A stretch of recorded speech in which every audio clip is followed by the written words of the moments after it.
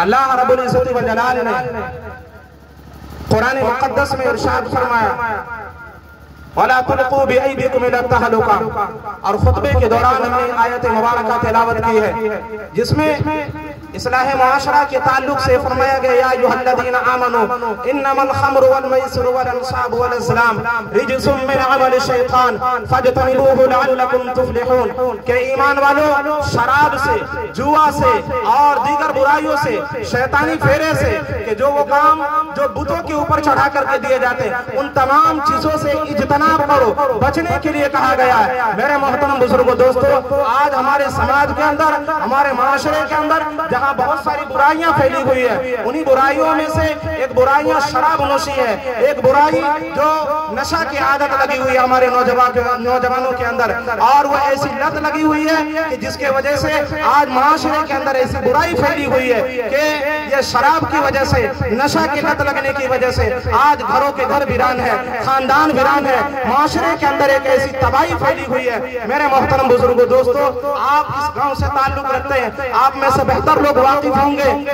कि आज हमारे नौजवानों ने किस तरीके की बुराइयों को अंजाम दिया। मेरे मोहतरम बुजुर्गों, दोस्तों, शराब जैसी मोहलिक अमराज को खत्म करने की जरूरत है। जब इंसान शराब पीता है तो उनकी अक्लें खो जाती है, खत्म हो जाती है, वो अपने आपा को खो बैठता है और न जाने कैसी कैसी बुराइयों को अंजाम देता है। इसलिए मेरे अजीजों, शराब जैसी मोहलिक अमराज से और इसके ज़िम्न में जिस तरीके की भी नशा की चीजें हो, उन तमाम चीजों से इज्तनाब करने की जरूरत है। चाहे वो भंग हो, चाहे वो चरस हो, चाहे अफीम हो, या जैसे भी चीजें हो नशा की, वो तमाम चीजों से हमें बचने की जरूरत है। इसी के साथ साथ आज हमारे माशरे के अंदर, हमारे समाज में फैली हुई बुराइयां वो है जो जिना जैसी लत है और बदकारी है, जो आज हमारे माँ बहनों के अंदर, हमारे नौजवान बच्चियों के अंदर फैल रही है। कि इसके लिए सबसे पहली चीज हमें गार्जियन को, हमारे जो जिम्मेदार हैं, उनको सोचना होगा और इस चीज के ऊपर उनको नजर रखना होगा कि ये बुराइयां, ये जो हमारे समाज के अंदर ये खुराफात और इस तरीके की बदकारी क्यों फैल रही है। इसके लिए मेरे अजीजों,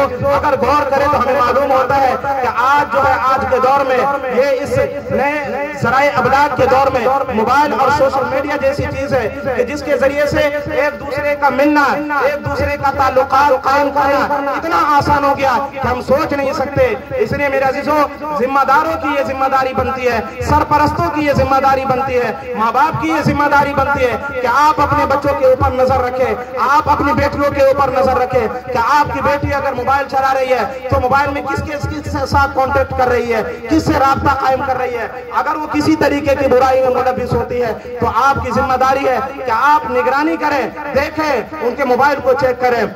अभी गुज़िश्ता चंद माह पहले एक वाकयात है कि झारखंड के अंदर एक वाकया पेश आया। अच्छे घराने से ताल्लुक रखने वाली एक बच्ची थी, दीनदार घराने से ताल्लुक रख रही थी, सौम सलात की पाबंद बच्ची थी, और माँ बाप बिल्कुल पूरी तरीके से बच्ची के ऊपर यकीन क्या करते थे कि हमारी बच्ची इस तरीके की नहीं होगी। मेरे मोहतरम बुजुर्गों, दोस्तों, बच्ची पूरी तरीके से नमाज की भी पाबंद थी, कुरान मुक़द्दस की तिलावत भी क्या करती थी, जब घर से बाहर जाती थी तो बाशरह यानी नकाब के अंदर जाया करती थी। लेकिन एक वक्त ऐसा आया कि वो बच्ची मोबाइल चलाया करती थी सोशल मीडिया के जरिए से। सोशल मीडिया में आप जानते हैं कि मोबाइल पर एक ऐप आता है जिसे स्नैपचैट कहा जाता है, उसमें एक गैर मुस्लिम नौजवान से उस बच्ची का राब्ता होता है और चंद वक्त के बाद वो बच्ची जो है उस लड़के के साथ फरार हो जाती है। माँ बाप परेशान होते हैं कि हमारी बच्ची नमाज की भी पाबंद थी, कुरान मुक़द्दस की तिलावत भी क्या करती थी और बाशरा जिंदगी भी गुजार रही थी, उसके बावजूद इस तरीके के काम क्यों की। तो मेरे मोहतरम बुजुर्गों, दोस्तों, जब मालूम हुआ तो माँ बाप जो है सोशल मीडिया पर जो बच्ची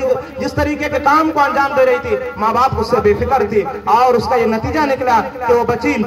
गैरों के साथ निकल पड़ी। इसलिए मेरे अजीजों, हम सब की जिम्मेदारी बनती है कि ऐसे मौके पर हम अपनी माँ बहनों के ऊपर नजर रखें। अगर सोशल मीडिया के ऊपर किसी तरीके के वो काम अंजाम दे रही है, किसी से राब्ता कायम कर रही है, तो आप देखें, उनके मोबाइल को चेक करें। मेरे अजीजों, इसी के साथ साथ मैं नौजवानों से मुखातब होना चाहता हूँ कि इस दौर में जहाँ सोशल मीडिया का दौर है, आप गुनाह करते हैं, गुनाहों की तशहीर करते हैं। अल्लाह के नबी सल्लल्लाहु अलैहि वसल्लम ने फरमाया कुल्लु उम्मतिन मुआफन इल्लल मुजाहिरीन, कि मेरी उम्मत माफ की जाएगी, मेरी सारी उम्मत माफ की जाएगी, लेकिन वो लोग की माफी नहीं होगी जो अपने गुनाहों की तशहीर करते हैं, जो सोशल मीडिया पर अपने गुनाहों को शेयर करते हैं। आज के नौजवान गुनाह कर रहे होते, गाना और अय्याशिया और उरियानियत और नंगी फिल्में देख रहे होते हैं, नंगी फोटोज को वो सोशल मीडिया पर व्हाट्सएप स्टेटस पर लगाते हैं, फेसबुक की स्टेटस पर लगाते हैं और ना जाने कैसी कैसी बुराइयों को अंजाम देते हैं। मेरे अजीजों, जिस तरीके से सवाब जारिया होता है कि अगर किसी ने कोई अच्छी जगह कोई चीज लगा दिया,